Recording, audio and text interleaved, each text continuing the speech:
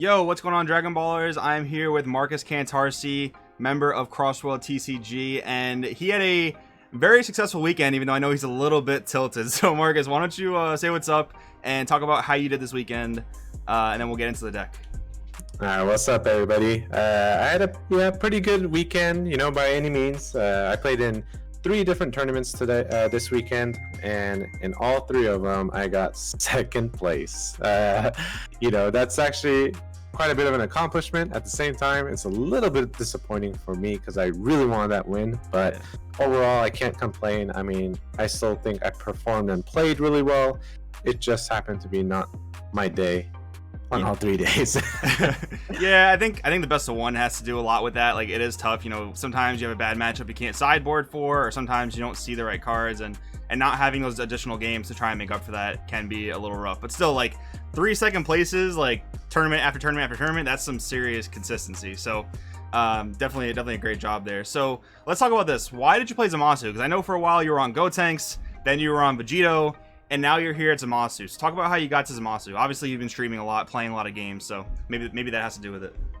Yeah, absolutely. I started, set 10 with the Gotenks deck because it was kind of like a continuation of the Brawly leader, and I really liked it. But then the more I played it, the more I struggled against some matchups, and particularly Blue gave me a lot of trouble where they just kept up with the value, and I just couldn't push in for a game reliably unless I sell Xeno. It seemed like a lot of games came down to, okay, do I have sell Xeno or not?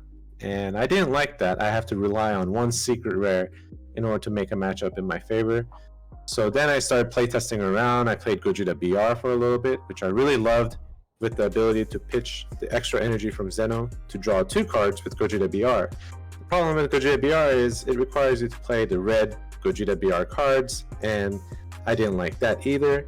And randomly one day I played against some guy on Untap. He played Zamasu, and I read the leader, and I was like, oh my god, this is actually pretty good. So that's kind of how I stumbled upon him, and it's been kind of a toss-up between him and Vegito for me, but I felt like Vegito was a little bit harder to play, to be honest, and I didn't feel as comfortable as I feel on Zamasu, so I just went with Zamasu instead.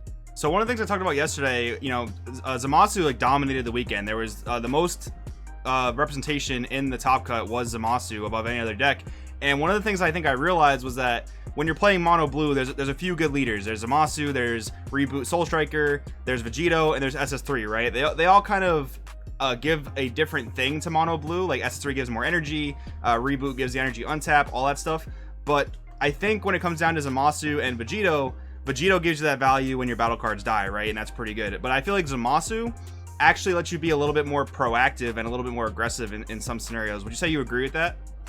Yeah, definitely. Zamasu, in my opinion, has the ability to kind of like take life a little bit and still be okay. And it will gain continuous value from its leader effect. It generates value. Whereas Vegito, it has the ability to stay at 8 life. Very, very defensive deck. But it doesn't generate value. It cycles value. So there's a little bit of a difference there. And it's honestly a matchup difference at that point. But I pretty much like Zamasu a little bit more, but Vegito is still, in my opinion, a very, very strong deck. Gotcha. I think one of your favorite words in this game is value, so this definitely makes sense that you would play it. So, all right, so here is like the turbo turn 2 awaken stuff. You have to play these cards because you need to awaken on turn 2. Zeno is obviously super busted. The Zamasu, the Goku Black, they're kind of just like filler because you have to play them. But I mean, how often did you turn 2 awaken, and would you say this package is like essential? Yeah, I would 100% say it's essential, and I did turn to Awaken quite often. You hard mulligan for these cards specifically, and if you draw the Zeno and a Zamasu, you're pretty much guaranteed to Awaken turn 2. Even if you draw Zamasu and a Goku Black, you could still Awaken turn 2, but at worst case, turn 3 Awaken is pretty much guaranteed no matter what if you see one of these cards. Gotcha. And the Goku Black doesn't work with the Zeno, fine. right? Those are the only 2 that don't work with each other because they don't allow you to ramp Right. after you use them. Right. Once you ramp with one of them, you can't ramp anymore for the turn, so you can't do both those 2 cards. But Zamasu does not have that restriction, so even drawing 2 Zamasus can let you turn to Awaken because you could play both of them. Oh, nice. each one ramps, and yeah, now we have 4 energy. Gotcha. So you're looking for those 2 cards in the opening hand. Next up, just the utility stuff. And I talked to Andy this week, and we're doing his deck profile tomorrow. But so he's really big on like a Sparking Super combo and the Zeno Super combo. I know you messed around with the Zeno Super combo, but how did you feel about that versus the Zamasu? Obviously, you chose to play for Zamasu, so talk about that a little bit.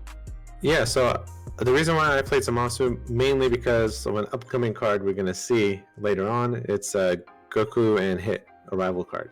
Vegito leader doesn't have too much of an issue playing defense because they play with blockers, so they could afford to play with the Draw Super combo or Zeno Super combo. But Zamasu, it still technically doesn't have as much defense as Vegito does, and aggro decks still hurt. Reboot Gohan, for example, just destroyed me. So Zamasu, in my opinion, is kind of essential for this deck, and Goku Hit is also a really good card. Gotcha. So that pair just works out really, really well. Then we have the 3 Manaka, the 2 Ultra Instinct Kamehameha, the 3 Sand Instincts. Sand Instincts, I think, is just staple at this point. If you own the card, you should just play it because, hand control's a thing, and just drawing 2 is always pretty good. The UI Kamehameha, I guess in this deck, you're not going for game as much with your Unisons, so maybe it makes more sense to play it in Zamasu than in Vegito. And then the Manaka is obviously one of the best cards in the deck. But you made a slight change for Best of 1, right? You want to talk about that? Yeah, so for Best of 1, I dropped the Manaka to 2, and I added 1 Absolute Confidence. It was a little bit of a tech choice. It's a very, very cheesy move. You could play Absolute Confidence to lower a marker off a Unison. Thus, you get rid of their skills, that they gain, such as Double Strike or, Triple Attack, stuff like that. So my cheese tactic was that if I play against Andy in one of these tournaments, he's going to swing at me with his Unison for game with a Triple Strike and dump his hand, and I'm just going to play Absolute Confidence and, cheese my way to victory. But that was only for a Best of 1 strategy, just for this weekend. I don't recommend playing it in a main deck Best of 3. The card is really not that good.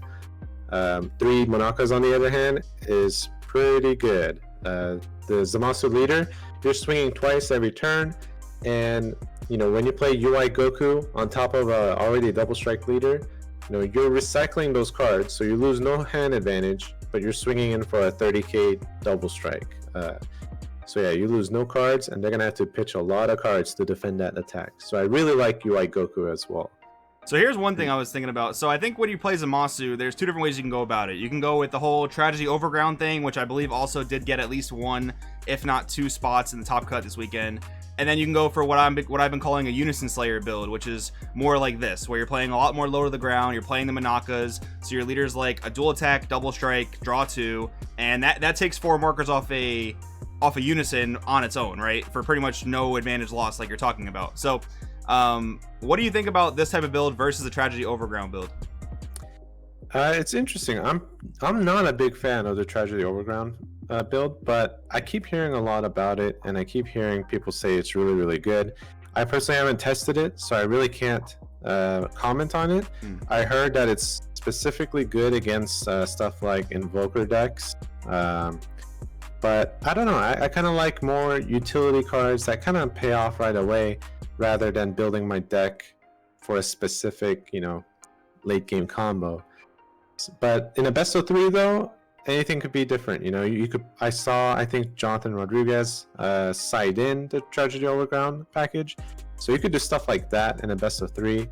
But as far as main decks go, I'm pretty happy with this instead. Yeah, that's cool. I was actually just thinking about that too, how you could like smoke screen into that strategy with the Zamasu deck, which is kind of neat. So, okay, we have the Goku Hit. We talked about it a little bit. The Mai, just your turn 1 searcher for both your Trunks counterplay and your Unison. And then Android 17 Turning the Tide. So I know this is like a newer card that you and Andy were kind of talking about in your blue decks. So did the games go late enough that this was super relevant? How did this card work out for you? Yeah, unfortunately, the Best of 1 tournaments, even though they're 40 minutes, they are still kind of short. It takes a lot of time when you play on Untap. So it was pretty rare that we got to 7 energy. But there was, I want to say, maybe 2 games where I did play him, and it did win me the game. Specifically, there was 1 game against, Kid Goku, Alex Logson, actually, where if he didn't go all out next turn, I had guaranteed game with Android 17 Turning the Tide.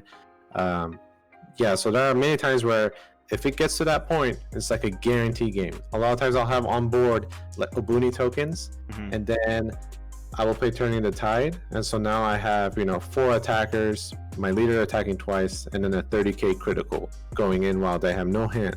So it's very tough for them to defend all that with no hand or random cards they get from their life. So I really like Turning the Tide. Really quick about Mai too. I only play her as 2 of because we hard mulligan for the Zenos and the Zamasus, but just in case we don't get them and we stumble into a Mai on our opening hand, it's pretty often that you actually hit a Zeno from the next top 5 cards. So I like her just as a 2 of. I felt like 4 was a little bit too much because she is like a plan B, like plan C almost. Right. You kind of don't want to have to rely on her. I kind of wish the Unison Searchers were a little bit better, but maybe they'd be a little bit too busted if they just added it straight from the deck. But maybe a top 7 would have been kind of nice. Right. But anyways, on to the next page. The 4 Trunks counterplay, obviously. The 4 Obuni, pretty obvious again. But then the 1 Secret Identity Mass Saiyan. So I know you and Andy both played this card. Why was this the overwhelm of choice for the weekend? Particularly against mirror matches and other decks that play tokens. Like Obuni is such a strong card, and it could be so oppressive when it comes out on turn 3. You want to be able to deal with that right away. So if you could overwhelm, get rid of all the tokens, and then get rid of some other battle card, great. When you're playing against Vegex, any type of removal, if it's extra removal, it's great. So like it kind of gets rid of that aggro element that other decks can possibly hurt you with. Bulma, for example, she spams out a bunch of blockers. You play Secret Identity Mass Saiyan, get rid of all these 1 and 2 drops, and he's still a 25k free attacker. So I like him a lot. Maybe I was thinking of bumping him up to 2 copies, but for the best of 1 tournaments, I played only 1. And then Trunks, the counterplay, in my opinion, it's the best counterplay in the game by far. I think it's almost meta-defining just how good that counterplay card is. Yeah, it seriously is. Like usually bouncing back to hand is not that great, but when you can stop the play of anything in the game that doesn't have deflect, yeah, it's definitely pretty insane. So rounding out the deck, the 1 Gogeta secret rare. We'll talk about this first. So I think in a lot of decks this has a major drawback of not being able to play battle cards. So how did you feel about that over the weekend? Did you feel the effects of that drawback, or this is pretty much winning the game when it came down? Yeah, I did feel the effect of the drawback. I think one game where he wiped my board after I played this card. So it was just Gogeta swinging in every turn, and he just had to negate every turn. So it kind of hurt me a lot. There are situations where you run into that, but overall though, playing Gogeta after you played an Obuni and you have 4 battle cards out there, it feels really, really good. You're going to put so much pressure onto them that eventually they're going to run out of negates, or you're just going to be way ahead in advantage. They're spending their whole time trying to defend against your board, so they're swinging at your board instead of swinging at your life. It just basically sets up game for you. Gotcha. And then the Goku Black. So this I think is a pretty cool tech option. I know there's like some shenanigans where you could drop it on like turn 2, but how did this card kind of fall into play for you over the weekend? It was actually a really, really good card. I want to say it was almost like the MVP of the deck. It does have the ability to come out turn 2, but yeah, being able to evolve on him on top of a Goku Black that's in your energy is great. So you could bring him out as early as turn 3. Sometimes you'll do the Zeno ramp, you go up to 4 energy, and you have the Goku Black in there. Boom, you just EX evolve. On turn 3, you bring out a 30k triple striker. In fact, against one of my Dredgeku opponents, I brought him out on turn 2, and within turn 2, I dropped my opponent down to 4 life, and then he had to crit the 2 life to wipe the board, or else Goku Black was going to survive and just keep swinging. So he went down to 2 life within like 2 turns. It was crazy. Yeah, that's one of the major ways to play around the board wipe effect of Dredge Goku for sure. Like, make them basically not want to use it. And when they have to use it, and when they go down to 2, well, you probably have that game pretty easily. So, yep. Markus, that's the whole deck. Anything you would change about it going forward now that you've had like a long weekend of testing with it? I'm not too sure. Maybe some ratios here and there. Best of 3, it's a totally different ball game. But for best of 1, I'm really happy with this deck. It performed really, really well. I'm gonna keep playing it for tournaments that I join. I think it's a pretty top tier pick, to be honest. Awesome. Any final things you want to say or any shout outs you want to get out there? Yeah, shout outs to Team Crossworld, bringing all the amazing content to you guys. Make sure you guys check out my stream, twitch.tv/EmperorCouscous. I've been having a lot of fun streaming the tournaments, testing with viewers, all that stuff. So come by and hang out, and we'll have a good time. Sounds good, Marcus. Thank you again, and congratulations. Thank you.